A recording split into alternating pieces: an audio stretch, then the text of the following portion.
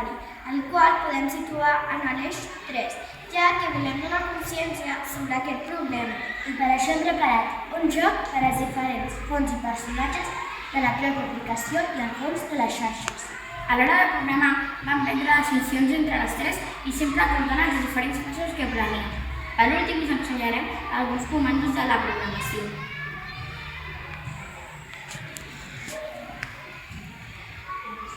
Hola, em dic Èlia. He vingut a comprar al supermercat. He de comprar un bric de llet i hi ha dos. Quin he d'agafar? M'ajudeu,